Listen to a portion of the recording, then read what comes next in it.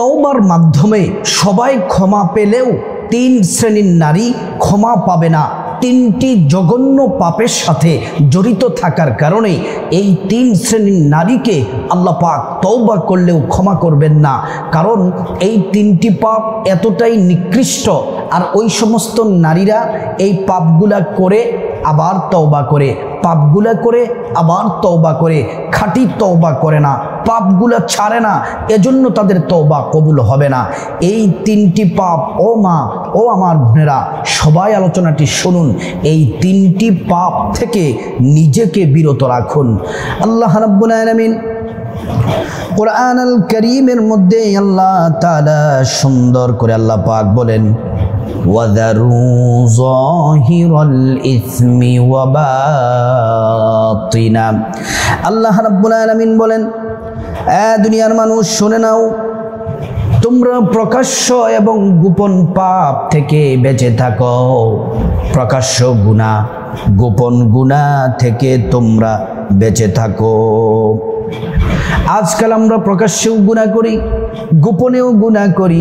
প্রকাশ্যের গুনাহটা হয়তো কিছু মানুষ জানে, আর গোপনের পাপটা কেউ জানে না, কিন্তু একজন যিনি জানেন তিনি হলেন আল্লাহ। প্রিয় দিনী ভাই ও বোন, আমরা যদি গোপন পাপ এবং প্রকাশ্য পাপ যদি আমরা ছেড়ে দেই, আল্লাহ রাব্বুল আলামিন কোরআন আল কারীমের মধ্যে আল্লাহ সুবহানাহু তাআলা বলছেন, বান্দারে যদি তোমরা গোপন পাপ এবং প্রকাশ্য পাপ যদি তোমরা ছেড়ে দাও, আমি আল্লাহ রাব্বুল আলামিন তোমাদেরকে ক্ষমা করে দেব। আল্লাহ কি বলেছেন কোরআনের মধ্যে শুনুন, ইন তাজতানিবু كبائر ما تنهون عنه نكفر عنه। যদি তোমরা কবিরা গুনাহ অর্থাৎ বড় বড় গুনাহ থেকে যদি তোমরা বেঁচে থাকো, নুকাফির আনকুম সাইয়্যাতিকুম, আমি আল্লাহ তোমাদের ছগিরা গুনাহ ছোট গুনাহগুলা মাফ করে দিব। আল্লাহু আকবার। আর যদি তোমরা প্রকাশ্য পাপ, গোপন পাপ, বড় গুনাহ যদি তোমরা যদি ছেড়ে দাও, ওয়ানুদখিলকুম মুদখালান কারীমা, মৃত্যুর পর তোমাদেরকে সম্মানের জায়গা জান্নাতে প্রবেশ করানো হবে। প্রিয় দিনী ভাই ও বোন, যে নারীরা, মা বোনেরা তওবা করলেও তাদের তওবা কবুল হবে না, সবাইকে ক্ষমা করলেও 3 শ্রেণীর নারীকে আল্লাহ ক্ষমা করবেন না। অথচ আল্লাহ তাআলা কোরআনে সবাইকে ক্ষমার ঘোষণা দিয়েছেন। আল্লাহ রাব্বুল আলামিন কোরআন আল কারীমের মধ্যে আল্লাহ পাক বলেন, কুল ইয়া ইবাদিয়াল্লাযীনা আসরাফু আলা আনফুসিহিম লা তাকুনাতু মির রাহমাতিল্লাহ। আল্লাহ পাক বলেন, হাবিব মুহাম্মদ সাল্লাল্লাহু আলাইহি ওয়াসাল্লাম, আপনি বলুন, হে আমার বান্দাগণ, আল্লাযীনা আসরাফু আলা আনফুসিহিম, তোমরা যারা নিজেদের নফসের প্রতি জুলুম করেছো, গুনাহ করেছো, জিনা করেছো, ব্যভিচারী করেছো, গোপনে গুনাহ করেছো, প্রকাশ্য গুনাহ করেছো, লা তাকুনাতু মির রাহমাতিল্লাহ, আমি আল্লাহর রহমত থেকে তোমরা নিরাশ হইও না। তোমরা যদি পাপ হয়ে যায়, আমি আল্লাহর কাছে খাঁটি তওবা করো, তাওবাতুন নাসুহা করো। আমি আল্লাহর কাছে যদি তোমরা তওবা করো, আমি আল্লাহ রাব্বুল আলামিন তোমাদের জিন্দেগীর সব গুনাহগুলা মাফ করে দিব। আল্লাহু আকবার। আল্লাহ তো ক্ষমাশীল, তিনি তো ক্ষমার আধার, তিনি ক্ষমা করতে পছন্দ করেন। প্রিয় দিনী ভাই ও বোন, শুধু তাই নয়, আল্লাহ তাআলা বান্দাদেরকে ক্ষমা করতে তিনি পছন্দ করেন। আরশ আজিমের চৌকাটের মধ্যে লেখা আছে, ইন্না সাবাকাত রাহমাতি গদবি, ইন্না সাবাকাত রাহমাতি গদবি।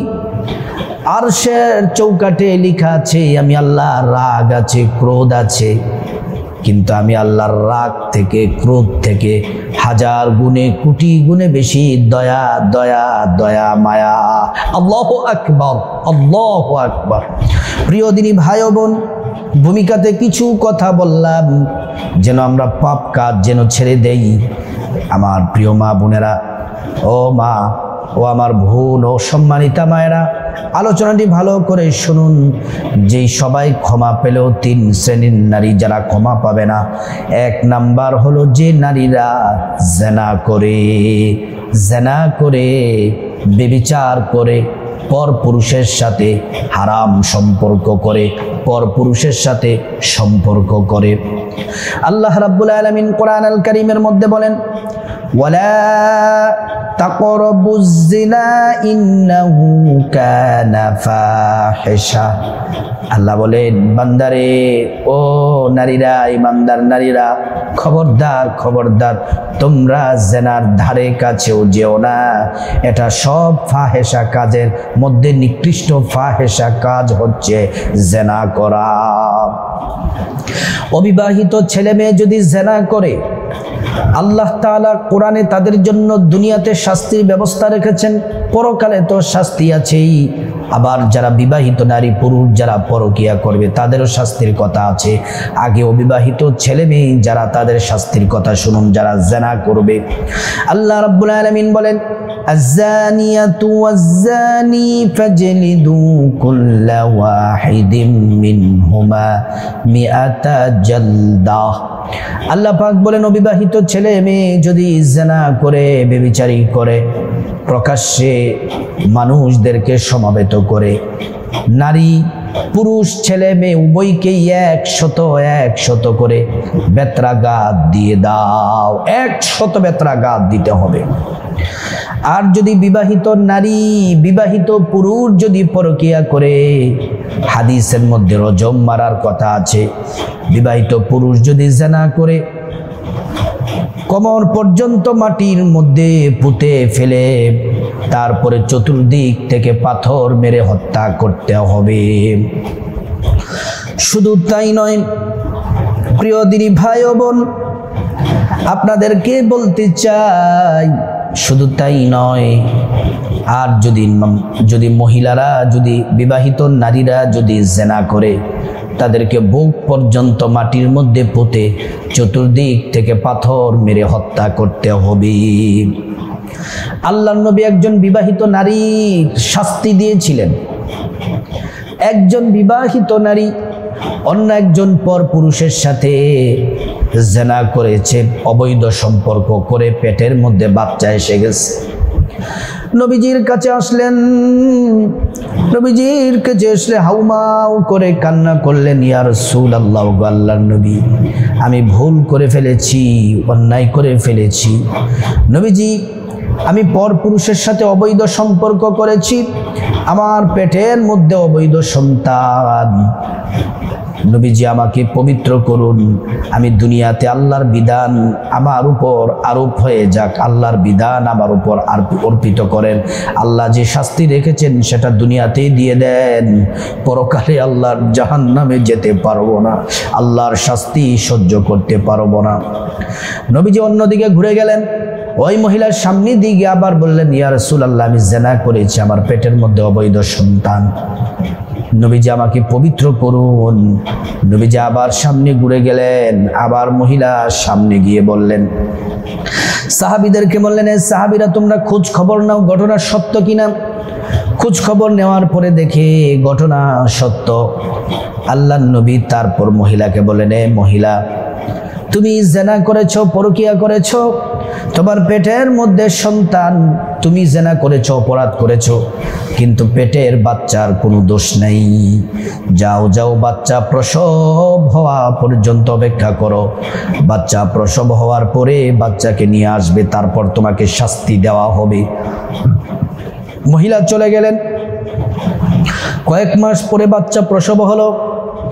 তারপরে রাসূলুল্লাহর কাছে আসলেন, আয়েশা বললেন, ইয়া রাসূলুল্লাহ, বাচ্চা প্রসব হয়েছে, নবীজি এখন আমার উপর আল্লাহর বিধান প্রয়োগ করুন। নবীজি বললেন, বাচ্চার হক আদায় করো, 30 মাস দুধ পান করাও, বাচ্চার হক আদায় করো, যাও যাও। মহিলা চলে গেলেন, 30 মাস দুধ পান করালেন, বাচ্চা একটু বড় হলো। আবার মহিলাটা আসলেন, কত বড় তওবা, খাটি দিলে তওবা করতেছে। এই মহিলা আসার পরে নবীজি বললেন, সাহাবী বাচ্চাটা কোলের মধ্যে নিয়ে নাও, বাচ্চাটাকে কোলের মধ্যে তুলে নাও। তারপরে নবীজি বললেন, একটা গর্ত করো। গর্ত করার পরে নবীজি বললেন, গর্তর চতুর্দিকে পাথর সংগ্রহ করো। পাথর সংগ্রহ করা হলো। মহিলার বুক সিনা পর্যন্ত মাটির মধ্যে পুঁতে ফেলা হলো।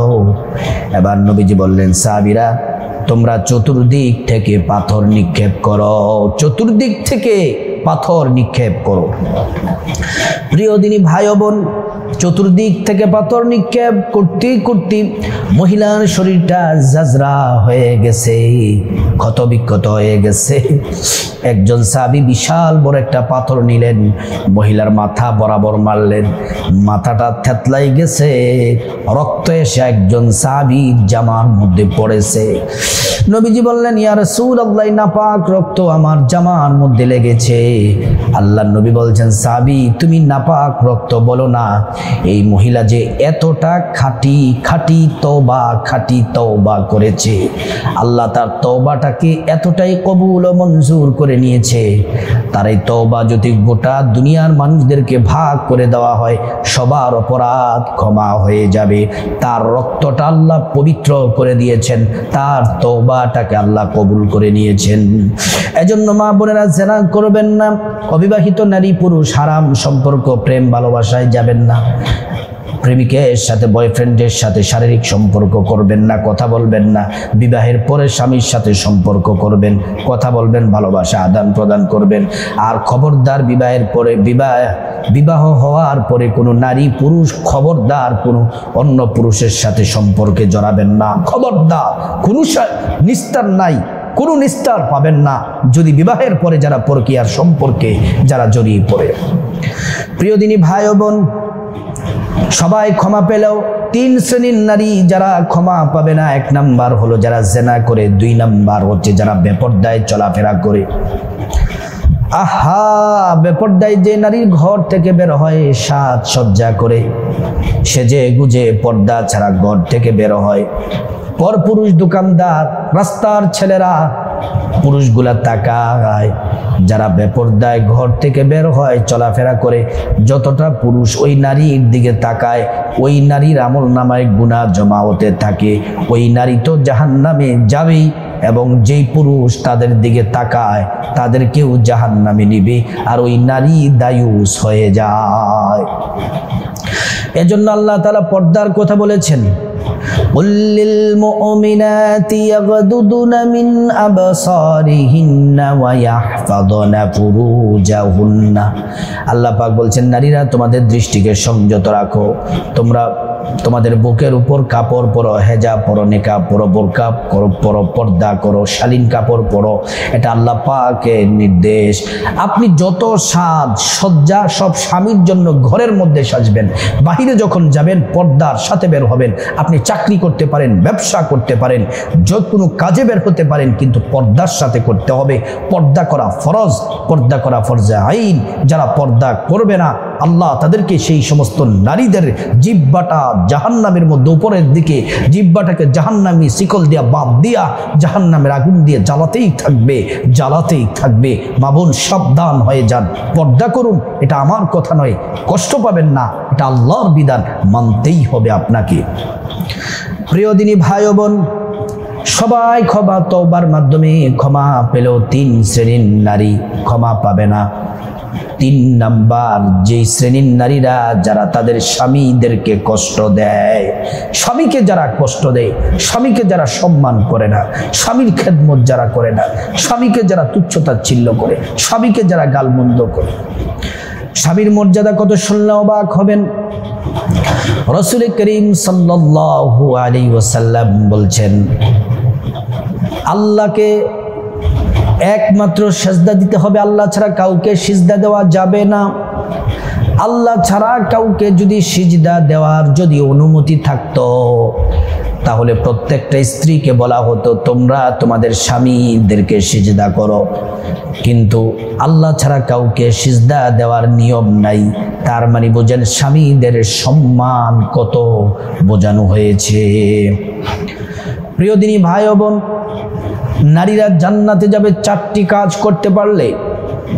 5 ওয়াক্ত নামাজ পড়লে, 2 নাম্বার রোজা রাখলে, 3 নাম্বার লজ্জাস্থানের হেফাজত করলে, 4 নাম্বার স্বামীর খেদমত করলে, স্বামীর খেদমত করলে জান্নাতের সার্টিফিকেট পেয়ে যাবেন। এটা নবীজি হাদিসের মধ্যে বলে দিয়েছেন। স্বামীর খেদমত করতে হবে। স্বামী যদি আপনার প্রতি সন্তুষ্ট থাকে, আল্লাহ সন্তুষ্ট থাকবেন। স্বামী যখন বাহির থেকে, অফিস আদালত থেকে, বাহির থেকে পরিশ্রম করে আসবে, স্বামীকে সময় দিন, স্বামীর সেবা শস্ত্র করুন, ভালোবাসা দিন, সম্মান করুন।